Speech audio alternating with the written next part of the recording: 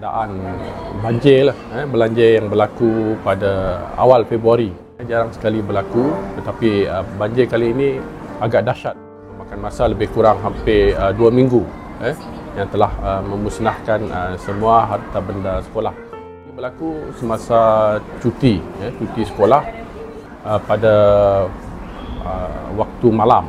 Air dia begitu cepat naik sehingga menenggelamkan sebahagian daripada kawasan sekolah dah. Susah hatilah untuk mencari dana untuk untuk menggantikan perabot yang telah musnah. Tidak mempunyai bajet yang cukup. Alhamdulillah, seperti pada hari ini menerima sumbangan daripada pihak Iltizam lah, dengan sokongan JLC Demi Rakyat dan Negara, GDRN dan Yayasan Hasanah. Kita telah menerima lebih kurang 30 set kursi meja untuk guru dan peralatan-peralatan lain daripada pihak Iltizam.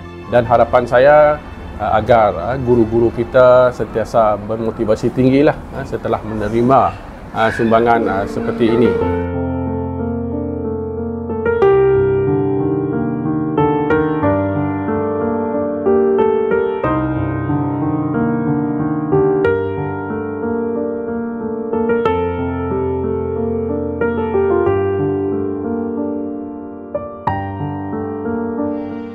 Sedih tu memang melebihi semua perasaan lain.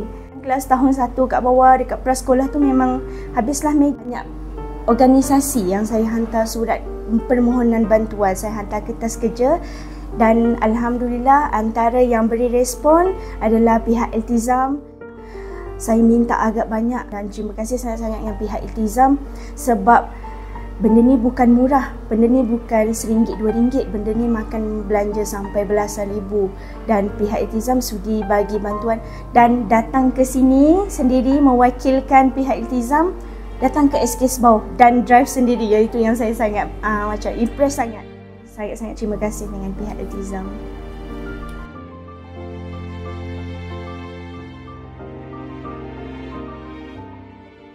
Guru-guru adalah silent architect dalam pembinaan negara.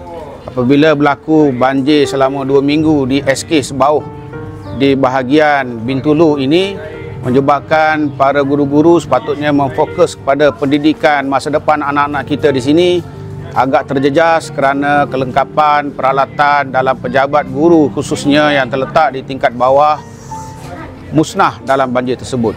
Jadi untuk itu kita ucap terima kasih kepada Yayasan Hasanah dan GDRN sekali lagi menyokong usaha Iltizam Relief Society dalam membantu mangsa-mangsa banjir, khususnya guru-guru kita ini yang akan membina masa depan negara. Terima kasih sekali lagi juga dengan semua penyumbang-penyumbang kita.